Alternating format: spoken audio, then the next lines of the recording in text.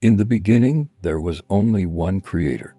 His name was Jehovah, the Almighty God, and He had designed the world with precision and care. From His hand came the first man and woman, Adam and Eve. They were perfect, created in His image, and placed in a beautiful Garden Eden. It was paradise. Here, they were to thrive, to walk with God, and to tend the garden He had provided. Jehovah formed Adam from the dust of the earth, molding his perfect body with divine craftsmanship.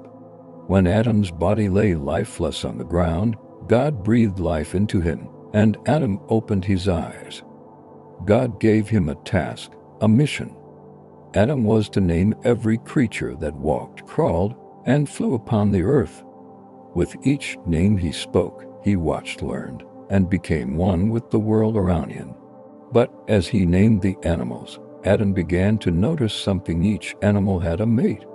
There were male and female of every kind, lions and lionesses, elephants and cows.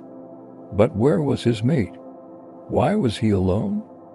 God saw that it was not good for man to be alone. He made Adam fall into a deep sleep, and from his side he took a rib. With it, Jehovah formed Eve, the first woman, and presented her to Adam. She was beautiful, radiant, and perfect. Adam, overwhelmed with joy, recognized his helper, his counterpart. They were now two, yet one. Together, they would tend the garden, live in harmony, and be fruitful. God's purpose for them was clear: to live forever, to multiply, and to make the earth as beautiful as Eden. What bliss they must have felt, imagining an eternity of happiness, untainted by sorrow. They were given everything: life, beauty, and the promise of eternity. But this paradise would not last forever. The forbidden fruit, the beginning of chaos. In the midst of the garden stood the tree of knowledge of good and evil. Jehovah had instructed them clearly: "You may eat from every tree in the garden, but of the tree of the knowledge of good and evil you shall not eat. For in the day you eat of it, you will surely die." But one day, as Eve walked alone in the garden, she was approached by a creature, one that could not have been of this world. A serpent, slithering through the grass, raised its head and spoke. "Did God really say you shall not eat of every tree in the garden?" Eve, startled, replied, "We may eat the fruit of the trees, but of the tree in the middle of the garden, God said we should not eat it, nor touch it, lest we die." The serpent, with a glint of deception, countered, "You will not surely die. God knows that when you eat it, your eyes will be opened, and you will be like God, knowing good and evil." The temptation was too great. Eve, her heart clouded by desire and pride, reached for the fruit and took a bite. She handed it to Adam, who was by her side. In that moment, everything changed.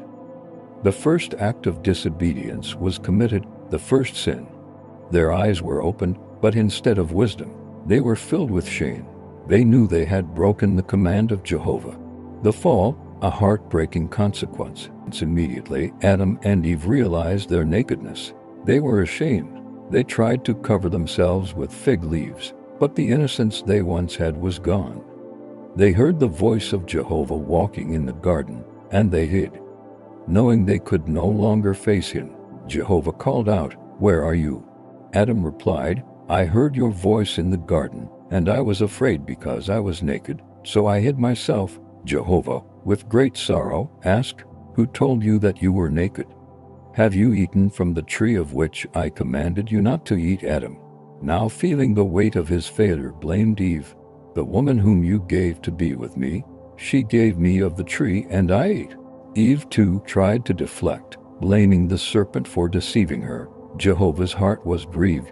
He knew what had happened. This was the beginning of the end. The perfect relationship between man and God had been shattered. The world that had been created in beauty and harmony was now marred by sin and death, the curse, the ripple of disobedience. Jehovah pronounced judgment upon the serpent, saying, "Because you have done this, you are cursed more than all cattle, and more than every beast of the field. On your belly you shall go, and you shall eat dust all the days of your life. To Eve, Jehovah declared, "I will greatly multiply your sorrow and your conception. In pain you shall bring forth children, your desire shall be for your husband, and he shall rule over you."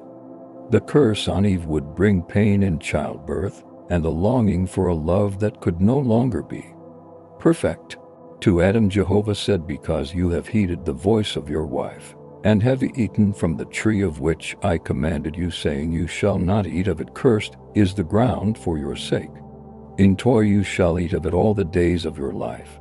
The paradise they once lived in was now a place of struggle. Thorns and thistles would grow where once there had been lush fruit. Work would be hard, and death would be certain.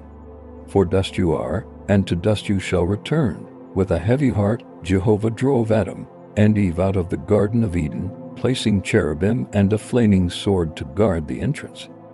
The gate to paradise was closed. Their disobedience had cost them everything.